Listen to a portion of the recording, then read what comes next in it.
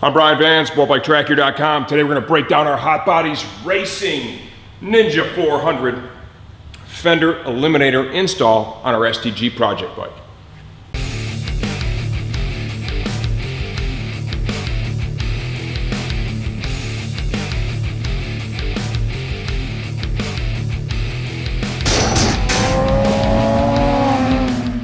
Okay, the Hotbodies Racing Fender Eliminator. This is number 4. Fender Eliminator number 4 on the STG Ninja 400, okay? Each one of them has been unique. They're all different. This one is an ABS molded plastic piece that has an LED plate light. It's right there. It's a single LED. And it also has LED turn signals. Go ahead and turn it on. Get you one of the signals going. Really cool when it's installed on the bike. Couple of shortcomings, right? Just a couple of things to be prepared for. When you get it, you look at the product itself, like in the package, it doesn't really look like a whole bunch, okay? That really changes when you get it on the bike. It looks pretty badass on the motorcycle.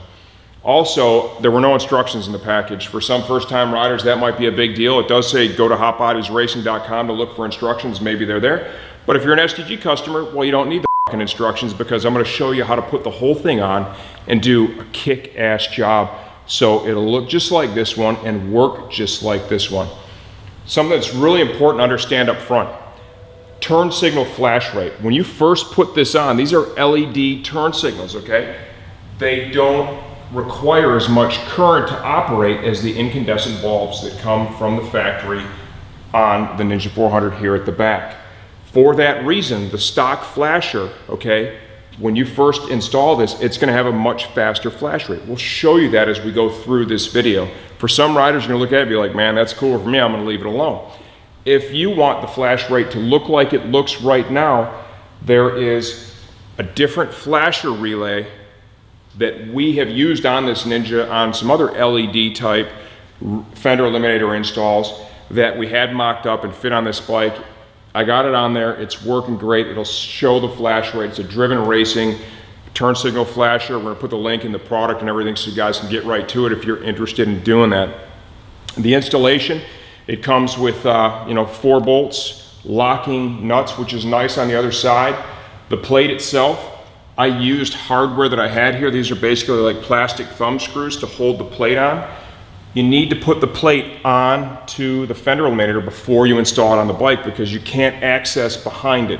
Okay, so you need to get the plate mounted up after you have your turn signals wired up.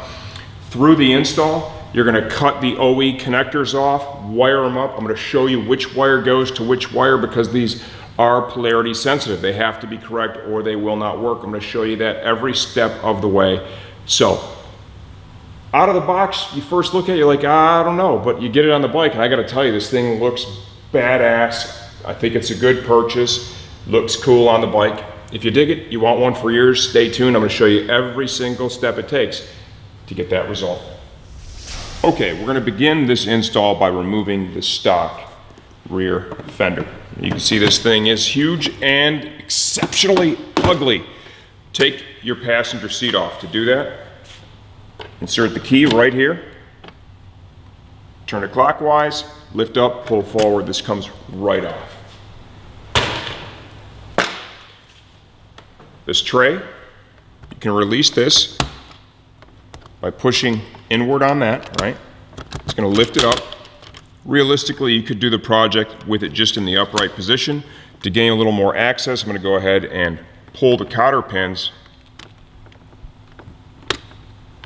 out of the hinges so I can slide it out of there. It's just going to give us more room, make it easier for you guys to see what I'm doing.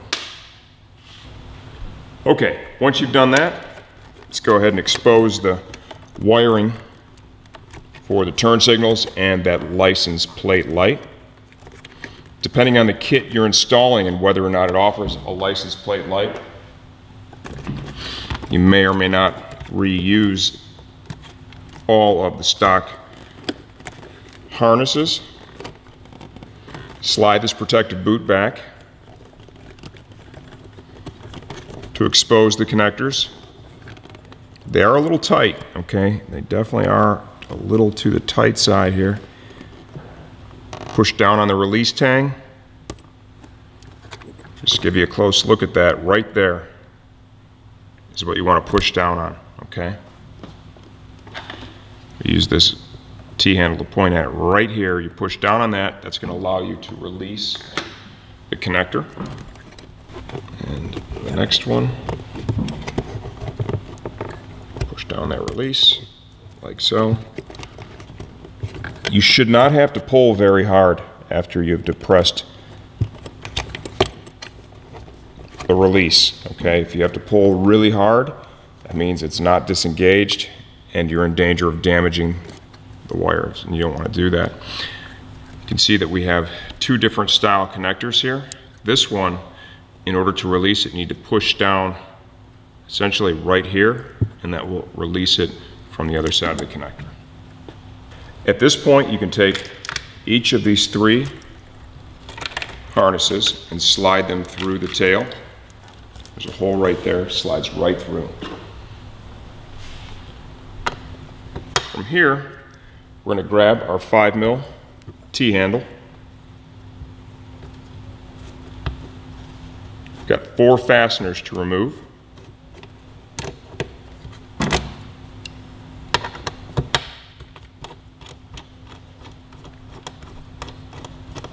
Boy, once again, I got to give it to Kawasaki on that. This was really well engineered, and certainly easy to take apart and work on, which is great because this bike is going to be really popular with not only, you know, seasoned riders, but certainly new riders. It's a great way to get you introduced to the sport and to a big part of it, which is wrenching on your own machine. There you have it. There is that stock rear fender, and notice this, there's a metal brace on the inside here, plastic shroud, and then of course we've got, you know, our standard plastic / rubber turn signals. This thing is huge and it's actually kind of heavy, so installing a Fender Eliminator on this bike, you're going to shave some weight back here in the tail section. Okay, OE rear fender is off. I've already cut the connector off the license plate light and both rear turn signals. We need to wire those up to the Hotbodies Fender Eliminator.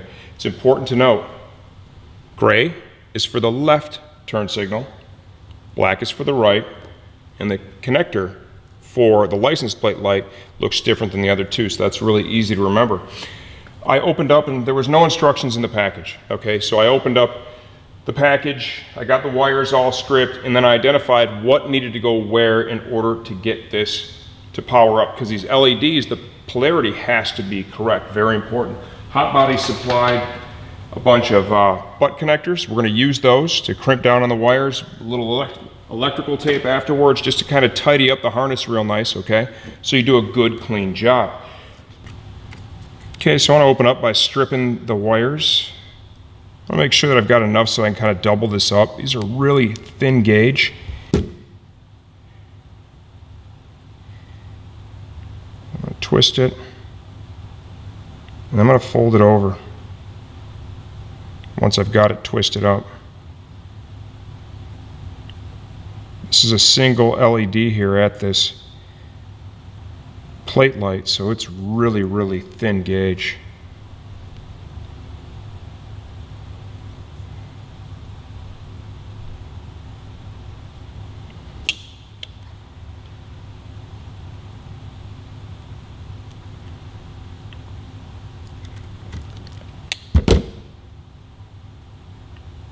Make sure you test the crimp. Okay, that's good, I got it. Now we'll go ahead and do the same here on the black.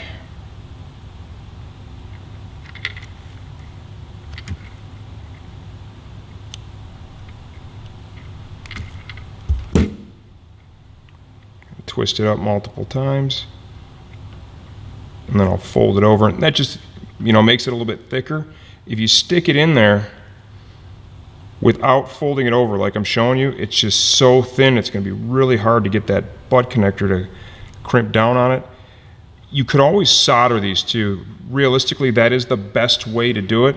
I'm not going to show that right now because it's not realistic. Most people are not going to do that. And I know that from experience over the years. So we're going to show you the method that I think most people will use and help you do that and get a good result. This is also, of course, then using the hardware that they supplied. Get a good crimp. Check it. Okay, that feels really good. Once again, we are going red to black, and this is kind of opposite what your brain wants you to do. But I've already verified that it works. You want to crimp right towards the end of the connector. Give it a good squeeze. Every time you do one, you want to test it.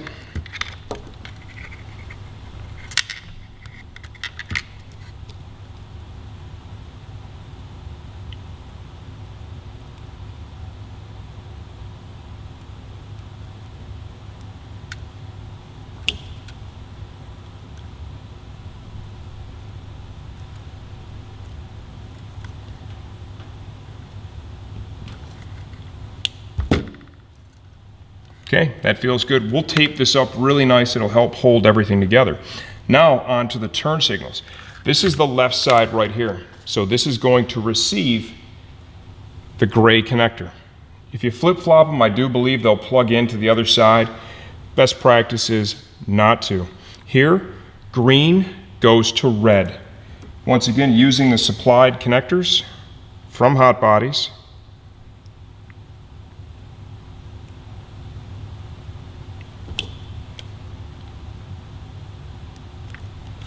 These are thicker because there's multiple LEDs, so you have a heavier gauge wire.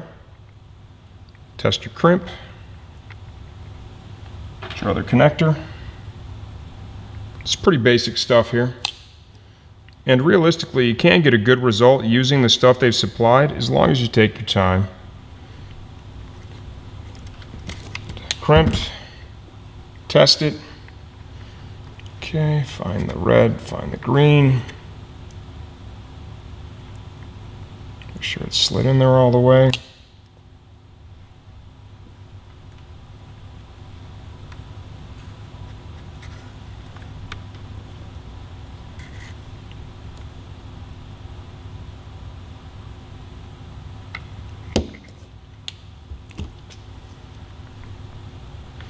Kind of close to the edge there.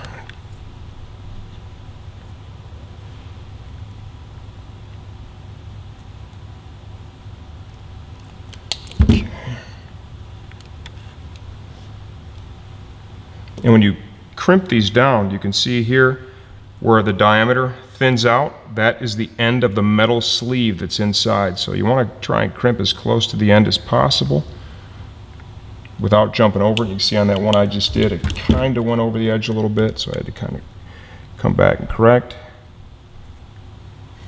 Make sure you hold the wire in there. And then of course, test. Now on to the right, same concept. Nice part is Hotbodies in this kit, the one they sent to us, it does have extra butt connectors. I'm not sure if they all come that way or not. This one did in fact come like that, so if you happen to make a mistake with one of these connectors, they've supplied extras.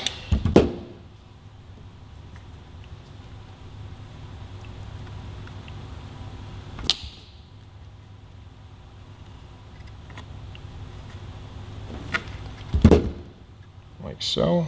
Let's get our harness. Green to red. Make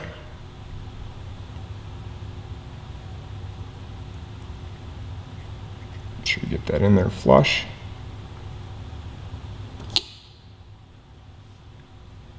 This thing does actually look pretty trick when it's up on the bike. I've seen some pictures.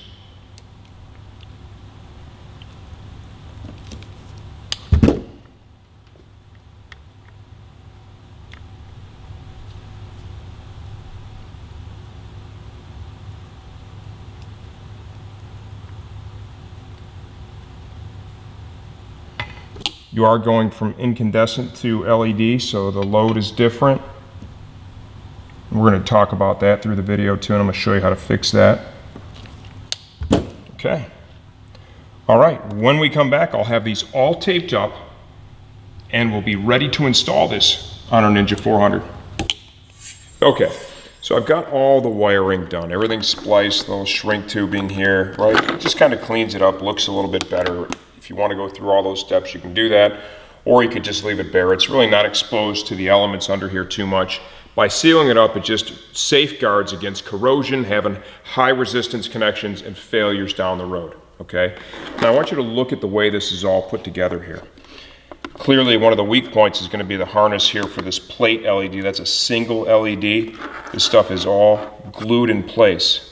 Okay, so what I'm going to do now, just to ensure that we don't have problems down the road, try to minimize the possibility of that, is I'm going to bring together the harnesses and secure them to one another in the position where they will eventually end up going through the pass-through that is inside of the tail section right here. Okay, so we kind of want to work these all together. It's just going to help prevent the possibility of these pulling apart. So we'll just use a cable tie to do that. I can use a super small one here just so there's room for everything.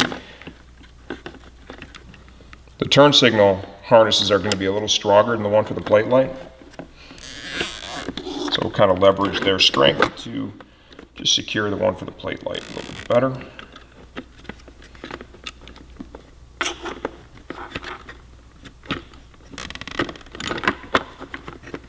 I think right about there feels pretty good. Get that good and snug. Trim the tail off now. Okay. Now the license plate itself, we need to put that on this bracket before we install the bracket on the bike.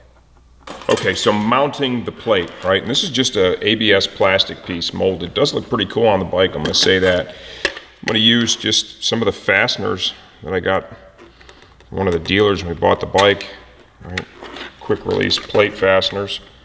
That looks like that'll fit in there. You could use something more robust if you want to. I'm going to leave that up to you. Odds are if you've had a plate on the bike, you've already got something there to secure it. So you're going to need to repurpose that with this kit. Try and get this somewhere where you guys can see what I'm doing here. Just basically getting that started on there. There it is. Right there. I'll get one started to hold it in place. I'll get the other one passed through.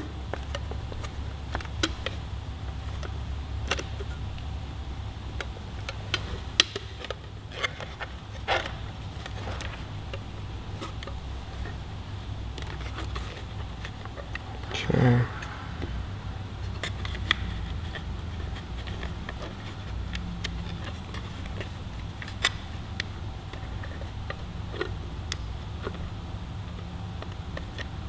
As you can see, this is a little difficult, getting this in here.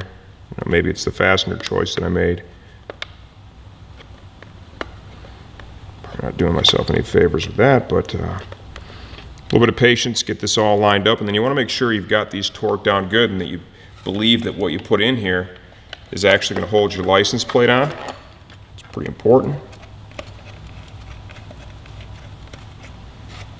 I've used these plastic fasteners on different installs, different plate frames and stuff, and they've worked out fine. So I know that once those are secure, we're going to be good to go. Get this other one run down. We're ready to put it on the bike. Okay, plate is on there. Everything is secure now. Let's go ahead and let's pass the wiring through tail section. Just kind of one at a time here.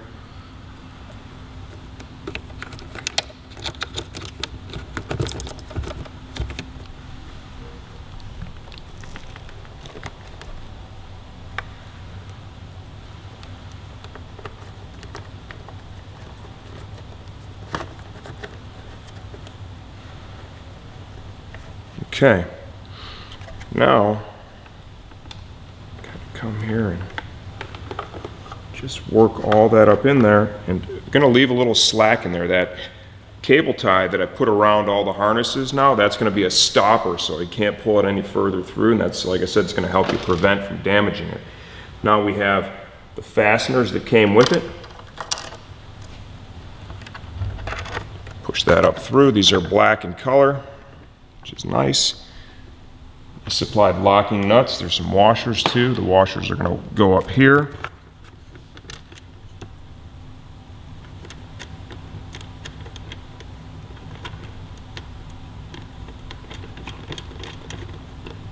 Okay, get one started so it'll hold it in place. Get the rest of them put in. We'll be ready to torque this bad boy down.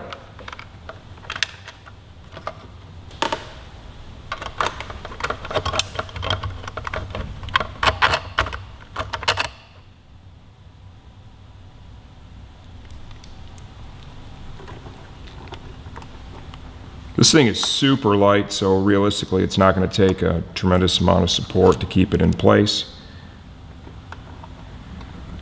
Something I've already noticed here is that as I passed the fasteners through, all 4 of the bolts were the same length that they supplied.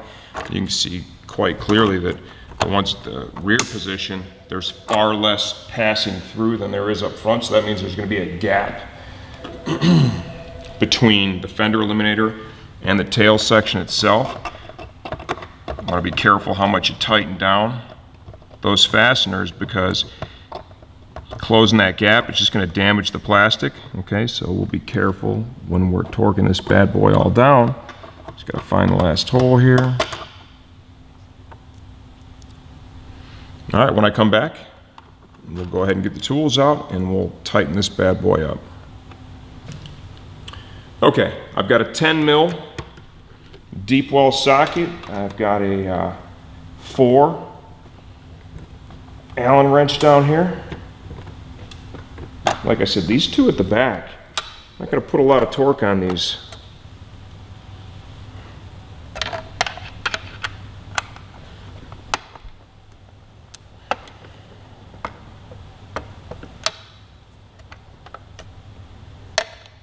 So I don't want to collapse the whole bracket. The locking nuts are a nice touch, and that's just going to ensure that they're not going to work their way loose.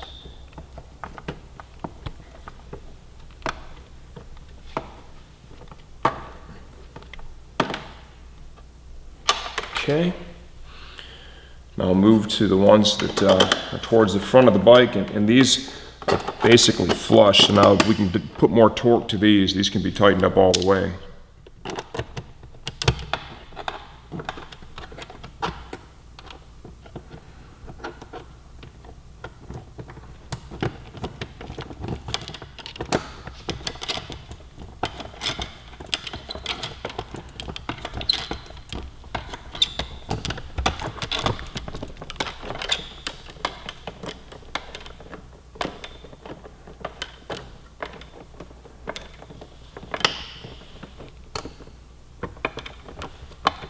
Okay, we're getting there.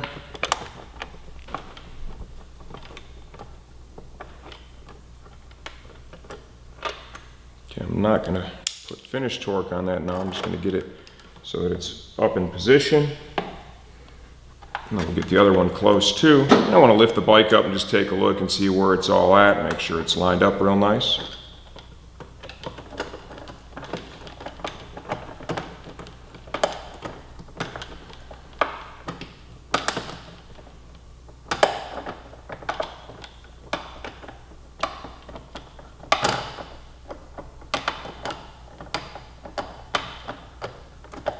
Couple of bolts that would be a little shorter here in the back. You know, if they use 2 different length fasteners, that'd be welcome at this moment.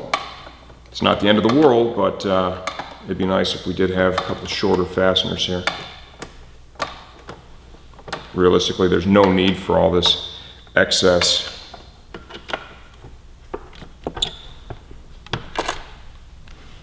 Okay. Okay, it's all torqued up. Good to go. It actually looks really good on the bike, so that's going to be the strong suit for sure.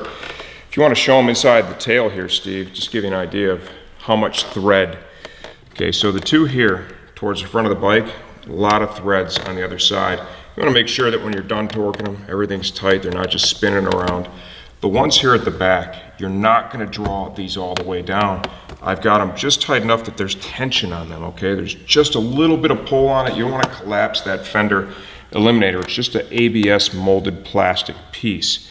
Okay, now let's plug everything in and make sure that after installation, it still works good. I had tested the wires, right? Tested all the lights to make sure that they worked well before I did the install. I didn't show you that on camera, apologize for that. It's actually Steve's fault. You know, now we'll go ahead and plug it in. Before we button everything else up, make sure it's good to go.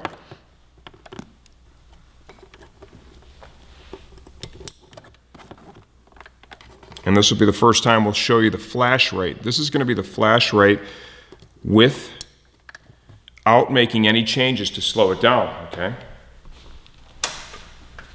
We'll just key it up. There's that plate LED. That illuminates that nicely, and that's good. You really want to have that. That alone is key to keep you from getting hassled, okay? Now, let's check the turn signals. We have a different load on the circuit. The incandescent bulbs, simply, it's a higher load bulb than the LEDs. It takes so little to drive the LEDs, and that's where that flash rate comes from. If you're looking at that and going, hey man, I like that flash rate, well then you don't need to take another step. If you're looking at that and going, you know what, I want that to flash at the same rate it did before I installed the Fender Eliminator, I'm going to show you how to fix that, okay? First, let's wrap up the rest of the install.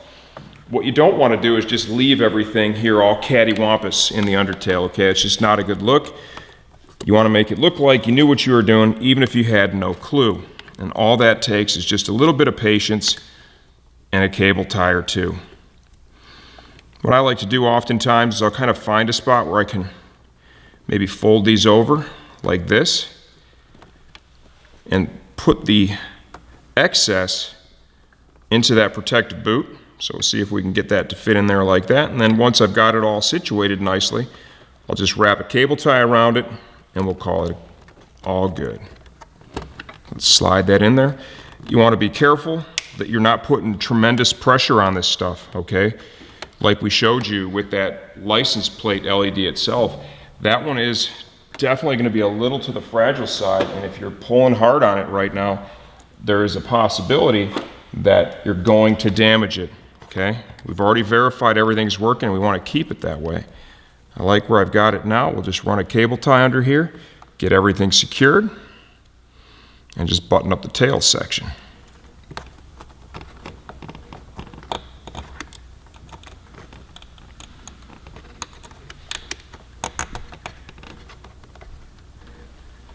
This is the fourth Fender Eliminator we've installed on the bike, and what I think is pretty cool is each one has been unique unto itself. These are 4 completely different approaches from 4 different companies, okay? It's not 4 dudes making the exact same part and putting their name on it. This is 4 companies making their version, right? Their vision, bringing it to life. This one's pretty unique. All right, that fits in there nicely.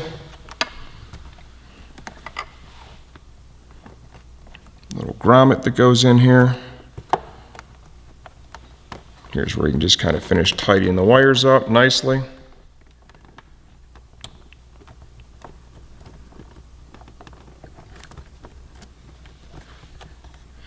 Once again, you know, very careful here. Don't want to pull too hard on anything.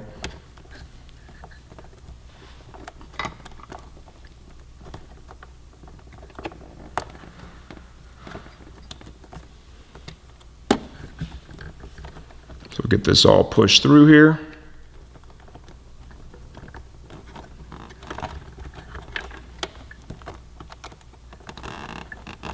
Okay, tail light.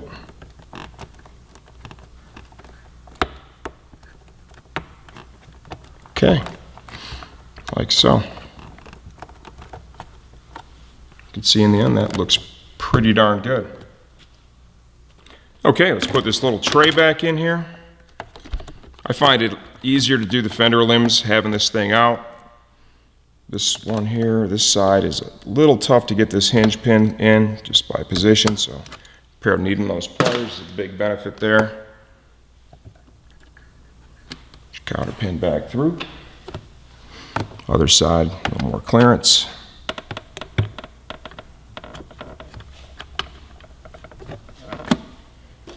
All right, I'll get the seat back on, and then I will show you how to fix that flash rate.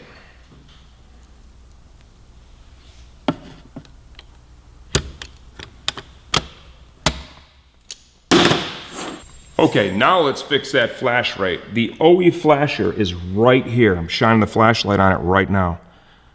Okay, I removed just a few screws from the trim. I'm manipulating a little bit. We have other videos in the driven Fender Eliminator one where I show you how to pull all this stuff off. Honestly, you could also have the bike on the ground, on the kickstand, turn the handlebars all the way to the right, and you've got enough room, you could just slide your hand in here and pull it out. The only reason I'm really pulling the trim away is just so you guys can see what I'm doing. Okay, I'm going to pull that off of its mount. The flasher itself has a rubber casing on it that slides over a post. I'm going to show you this right here. Slides over a tab to hold it in place. Driven Racing, for their Fender Eliminators, they have this flasher relay. It's a different load, okay? A different load is going to get this to trigger. In the other video, because this is completely different, I show you how to do this. Effectively, what I did here is I wrapped electrical tape around the flasher, and then I pulled the tail of the electrical tape out a little bit, poked a hole in it. I slid the cable tie through, poked another hole in the electrical tape about 1 inch apart, put the tail of this through that, and then pulled the tape back around to secure the zip tie to the flasher. That way I can slide it over that tab and be good to go. So just kind of a simple fix. You just need to plug this in.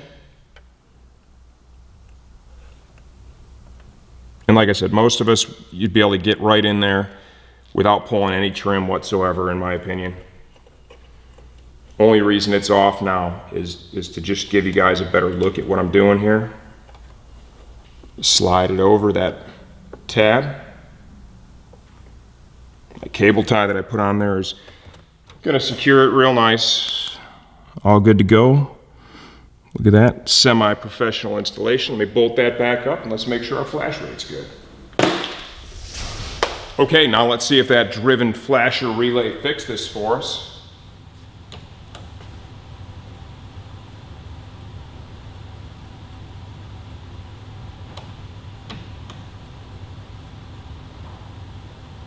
So now if that's the flash rate you want, looks like that flasher is going to get it done. You know, if it works up front like that long term, it should be good to go for sure. It's slower than with the OE one that was in there. If you're cool with that faster flash rate, there's really no reason to do anything with it. Okay, so in closing, we've shown you every step. And when you look at this, you know, I got to tell you, like in the box, you pull it out of the package, you're like, I don't know about this, right? It doesn't look super appealing maybe in the package. You go through the process of the install, a couple little extra steps. You know, there were no instructions in the package. Okay, it says go to hotbodies.com for those, and maybe they have them on the site and you have to download them. So there's, you know, a couple of little things in between that maybe I don't necessarily love. But what I am going to say that I really do appreciate is this thing looks pretty badass on the bike. It's super unique, super lightweight, all tucked up in there. The visibility, the signals, I think they're good too. You know, that is definitely eye-catching. They pop really nice. I think it's a good kit, and I think it's very unique in the marketplace too, and that's another appealing reason why you may want this on your Ninja 400. So there you have it. 4 Fender Eliminators installed currently on the STG Kawasaki Ninja 400 project bike.